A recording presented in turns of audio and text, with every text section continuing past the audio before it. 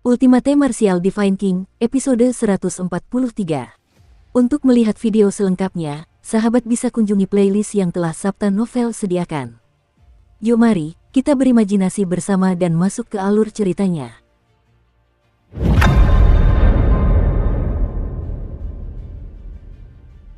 Apa yang sedang terjadi? Bersamaan dengan bunyi bel yang memekakkan telinga, orang-orang yang bersiap berangkat pun terguncang hingga gendang telinga mereka berdengung.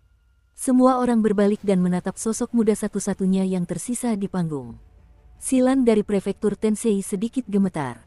Tangannya yang sehalus batu giok terkepal, dan matanya dipenuhi rasa tak percaya. Kekuatan ini adalah gemuruh. Lonceng roh ilusi memancarkan cahaya suci keemasan yang menyelimuti panggung. Kekuatan yang awalnya stabil, tiba-tiba berubah menjadi sangat kacau. Cahaya yang luas dan perkasa, dengan Chu Hen sebagai pusatnya, terus berputar. Retakan yang tak terhitung jumlahnya muncul pada hantu lonceng emas yang tergantung di udara, dan seberkas cahaya menyilaukan keluar dari retakan tersebut.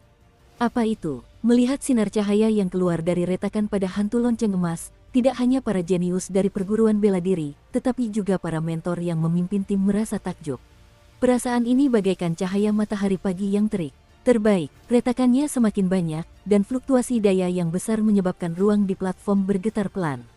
Dong! Pada saat yang sama lonceng emas ilusi itu runtuh, bunyi lonceng lain yang menggetarkan bumi bergema di alun-alun lonceng suci. Namun, yang mengejutkan semua orang adalah bahwa bunyi lonceng yang tak tertandingi itu bukan berasal dari Chu Hen, melainkan dari langit di atas 5 menara lonceng. Mata semua orang segera beralih ke puncak menara lonceng. 5 menara utama ditutupi dengan rune yang berkedip-kedip, dan momentumnya luar biasa, seperti dewa kuno, di puncak menara utama di tengah. Lonceng roh ilusi, harta karun kota lonceng suci, memancarkan fluktuasi kekuatan yang sangat tidak stabil. Bunyi lonceng mengerikan kedua tadi berasal dari sana. Dunia diam-diam berubah warna, angin dan awan berhembus kencang. Cahaya keemasan yang dahsyat melonjak bagai air pasang yang mengamuk, melayang di atas 5 menara lonceng. Di kehampaan, gemuruh guntur terus terdengar. Dalam sekejap, seluruh Holy Bell Square terasa seolah-olah berada di tengah badai. Sosok muda di peron itu masih duduk setenang gunung Tai, dan wajah tampannya penuh tekad. Patriark Lacey, apa yang terjadi? Tanya Yue-san, instruktur inti Mammoth Martial House. Namun, Lacey tidak menjawab. Alisnya berkerut rapat. Sepasang mata tuanya dipenuhi keseriusan saat ia menatap lonceng roh ilusi di puncak menara utama. Tangan tuanya yang keriput mencengkeram tongkat di tangannya erat-erat, tampak sangat gugup. Terbaik, suara retakan yang jelas dan berat terdengar di telinga semua orang. Seketika, pupil mata semua orang mengecil tanpa sadar. Mereka melihat retakan yang dalam telah muncul di lonceng roh ilusi. Astaga, lonceng roh ilusi retak. Apa yang telah terjadi? Para anggota suku Saint Bell City langsung panik. Ketakutan di wajah mereka membuat mereka merasa langit akan runtuh. Namun, Lacey dan para tetua lainnya tidak terlalu panik. Seolah-olah di mata mereka, hal seperti ini akan terjadi cepat atau lambat. Semuanya, jangan panik. Ini hanya masalah waktu, kata Lacey, menggenggam tongkatnya erat-erat dengan satu tangan, tanpa daya. Kakek Patriark, apa yang terjadi? Semua orang yang hadir menatap Lacey dengan tatapan bingung. Lacey sedikit menyipit saat ia menggelengkan kepala dan berkata dengan suara berat, sebenarnya, ketika lonceng roh ilusi berada di tangan Patriark Lei Huan, benda itu sudah cacat. Cacat, semua orang tercengang. Para instruktur terkemuka dari berbagai perguruan bela diri juga terkejut. Dukung terus channel YouTube Sabta Novel. Menurut Patriark Lei Huan, tubuh lonceng roh ilusi telah rusak. Meskipun ia berusaha sekuat tenaga untuk memperbaikinya, kerusakan itu hanya sementara. Suatu hari nanti, tubuh itu akan hancur juga. Wajah tua Lacey dipenuhi emosi yang rumit.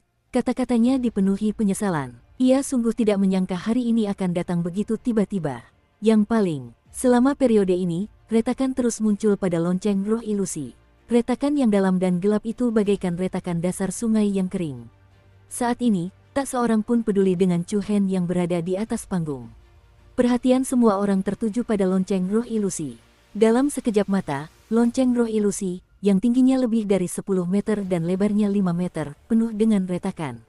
Pola cahaya perak yang mengalir di permukaannya juga menjadi sangat tidak stabil. Gemuruh, getaran kekuatan yang bergejolak melonjak dan menyebar sementara lonceng roh berdengung. Getaran kekuatan yang bergejolak itu bagaikan gunung berapi yang telah menyemburkan magma di bawah tanah. Ledakan, sebuah ledakan dahsyat tepat di atas kepala semua orang.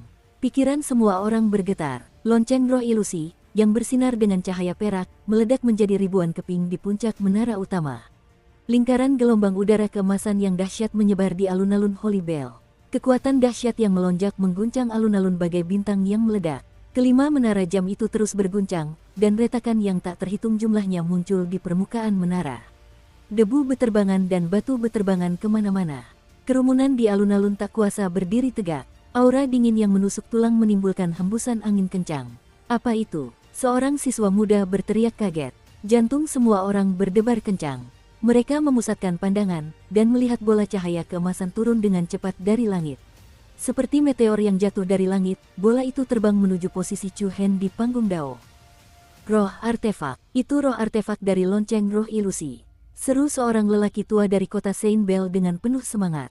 Roh artefak, kerumunan kembali riuh. Silan, Yuesan, Ligu, Honglian, dan instruktur inti lainnya dari berbagai perguruan bela diri juga terkejut. Ada roh artefak, itu berarti lonceng roh ilusi ini adalah artefak roh.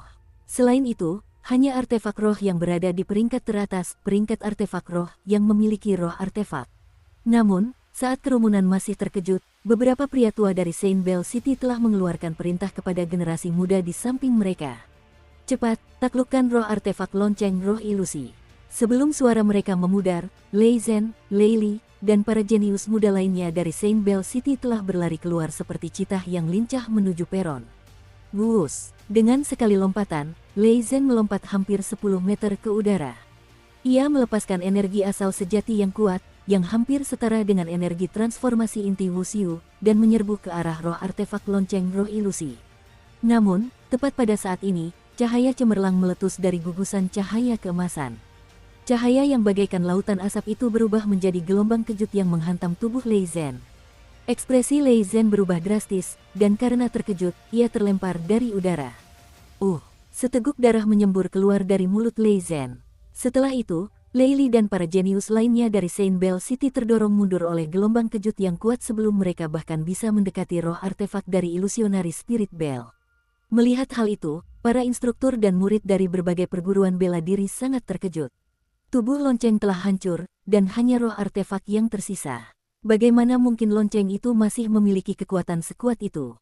Dalam sekejap, hasrat dan keinginan yang membara muncul di mata banyak murid jenius. Karena kalian semua tidak bisa menaklukkan roh artefak lonceng roh ilusi, biar aku yang melakukannya.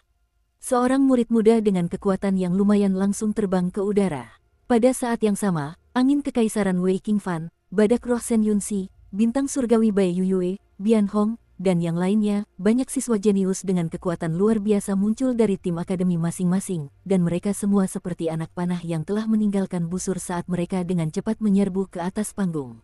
Berdengung.